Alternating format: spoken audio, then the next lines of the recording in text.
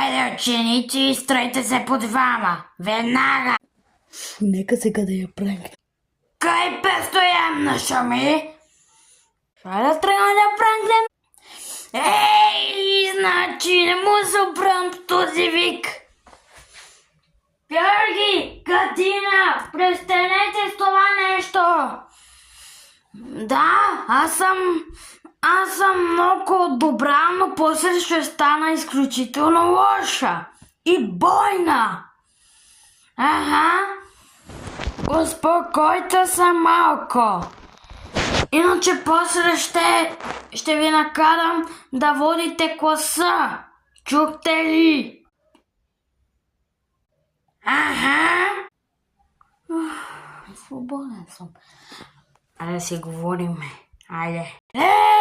Значи, айде, Георги, Катина, водете класа отпред.